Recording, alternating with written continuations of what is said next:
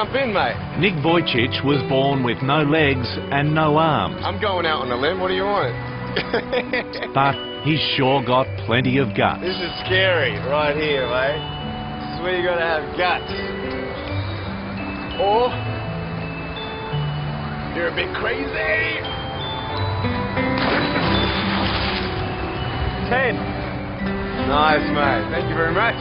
You're a generous judge. This 25-year-old Australian is climbing over every obstacle life puts in front of him, and he's doing it with style. You really can do anything, can't you? There's no harm in believing so. Everybody's going through something. You know, we're all going through something, just my pain is a bit more visible than yours or somebody else.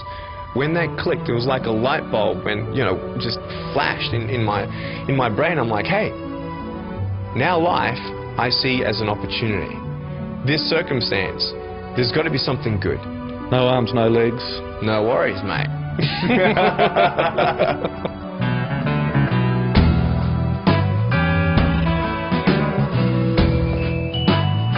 So do you see yourself as a disabled person? I know I have no arms, no legs, but the definition of disability is something stopping you from being able to do something. In my life, there's hardly anything I've found that I can't do. Even golf. Even golf. I think we're getting a bit out of control here. Should I take over? No.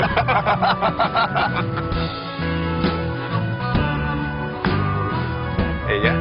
Nick is an inspiration, with a phenomenal passion for life that's intoxicating for everyone who meets him. Nice. Give me 5, man.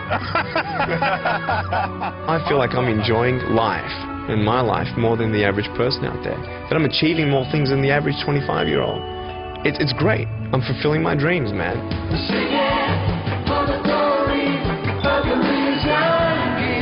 Those dreams brought Nick to America 18 months ago. In a short time, he's become a smash hit as a preacher and motivational speaker. Welcome, Nick Vujicic. The secret to his success here is his Aussie accent and the ability to laugh at his lot in life. Yeah, when you see me from the outside of a vehicle, you have no idea that I have no limbs. And we're at the traffic lights and this car comes up next to us and this girl is looking at me. So I look at her, she looks at me and I'm like, cool, let's have some fun here. I grab the seatbelt in my mouth and I loosen it like this. And then in the car seat, I just did this.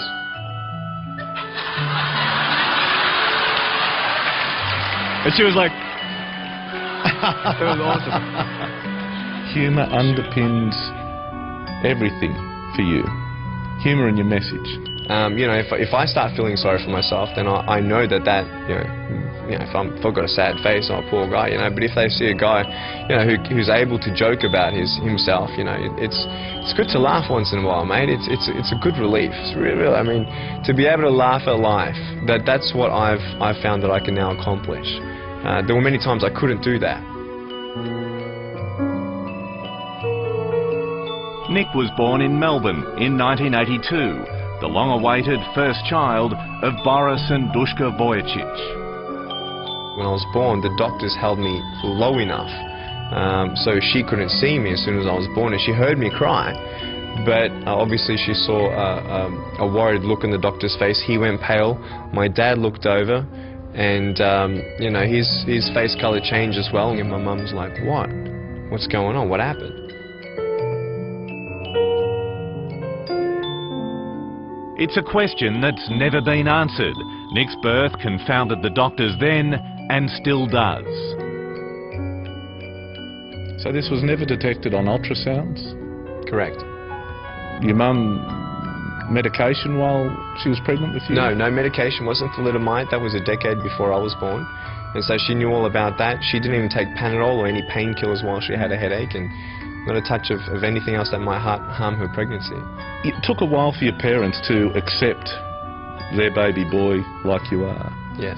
I mean, I couldn't imagine the shock, the grief, the natural feelings of guilt, anger, confusion.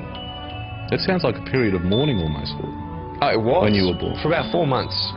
It was hard, you know. When I was born, my mum didn't even get flowers from anybody. You know, you get a firstborn son, no one sent any flowers. Yeah. But despite his lack of limbs, Nick was a perfectly healthy baby, and with sheer will, he adapted to everyday life. It's that same perseverance and imagination that drives him today. That foot of yours is amazing. Isn't it? I mean, without it, I'm so thankful for this little thing. You know, one day I broke it. Really? I sprained it. I didn't break it, but I was playing soccer one day. I sprained my foot. I couldn't walk in it for 3 weeks. Talk about feeling disabled. And I suppose having that foot also at least gives you something I take for granted, is a sense of touch and feel. This is true. It's true. Because I think because I have less body surface, my skin is more sensitive than other people's. And yeah, it definitely gives me that sense of touch as well, for sure. It's quite funny, having half the blood volume in my body, everything hits me twice as hard as well. So if it's sugar, caffeine or alcohol, you know, it hits me twice as hard. So. Whiling away some time on the water gives Nick a sense of control and independence. You good? Very good. Very impressive. Look at that! That is perfect! Well done. That was alright, eh? Yep. Be able to drive a Manly ferry soon. It's something he's always craved. As a teenager, he was determined to do things his way to lighten the burden on his parents. These days, his life is so busy, he's had to employ a full-time carer to speed up the process. Okay. Yeah, that's good. Thank you very much. But he doesn't need anyone to help him with his emails. Do you pray for arms and legs? Every now and then I do. I do pray for arms and legs. You know, I do have faith that God can, right now, in front of us, just, you know, come down with his light or whatever and bang, I have arms and legs. But the joy of having no limbs and being able to be used in such a unique way and powerful way for people, like, you can't give me any amount of money to even consider taking a magical pill to have arms and legs right now. I'm here tonight to tell you this, that no matter who you are, no matter what you are going through, that God knows it, He's with you, and He's going to pull you through. Nick's disability has become his drawcard. On the spiritual circuit, his ministry, Life Without Limbs, is now one of the biggest shows in town. So far, he's visited 14 countries and spoken to 2 million people. 6 years ago, you were speaking to 300 Year 10 students at a school in Brisbane. That's right. What's the biggest crowd you've spoken to today? Now 110,000 people. Yeah, that was in India. It was incredible. Talk about nervous. My palms were sweaty. It was just... Your palms were sweaty. No, but it was amazing. And how many people did you hug that night of the 110,000? We did it because I know they would probably take me home and I couldn't say anything about it. But you love hugging, don't you? I love hugs, yeah. You can't shake hands. No, I think it's a waste of time. I love hugs. I mean, I think it's a great icebreaker as well, and it's my way of physically connecting with people. Can I give you a hug? Hugs first. The day I joined Nick at a Los Angeles church, I witnessed the impact he has. Give me a hug. Love you. What are the people in this very, very long queue wanting to tell you, and what are they saying?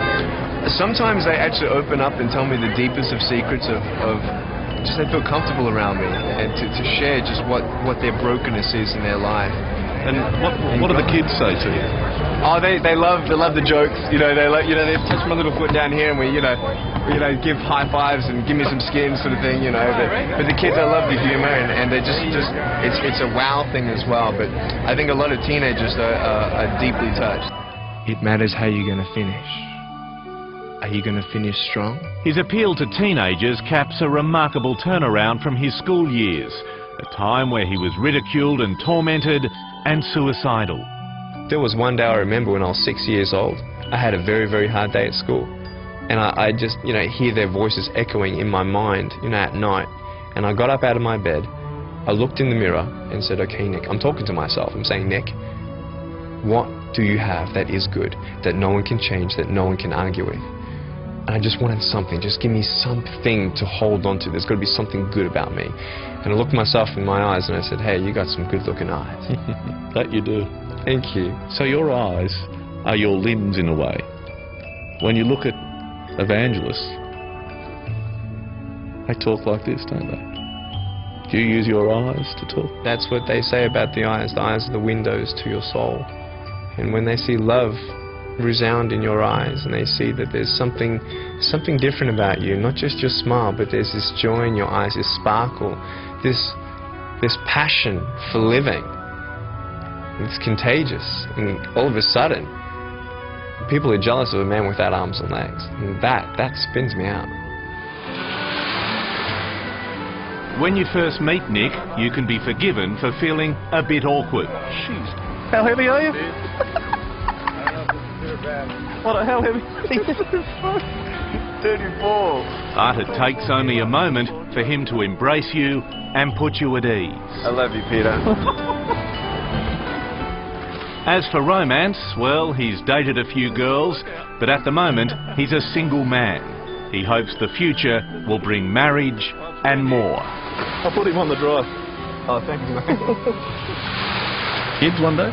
Absolutely. Yeah, medically, I can have kids. Well, I'm not going to be pregnant, but yeah. But, yeah, I see kids definitely in my life. Yeah, I can't wait to be a father. What do you look forward to most if you can be a dad, or when you become a dad? We're going to be able to hug and play, you know, but I think it's just going to be a crazy day, me walking my daughter down the aisle. Yeah, that's going to be so precious. Take me as you find me, all my fears and failures. When he was born, it was considered a disaster. Shock for the doctors, confusion and grief for his parents. Everything I believe in. But what Nick Vujicic has achieved so far in his life is truly inspirational. His story touched me, and he hopes to tell it to many, many more. Thank you. Thank you. I want to reach the world. I really do. As many as possible. And I'll do this till the day I die, mate. I know it. Really? Yep. Yes. You want to speak to millions and millions and millions? Yes. Well, I love how you dream big. Why not, mate? That's the message. If a man without arms and legs is dreaming big, why can't we? Why can't we all?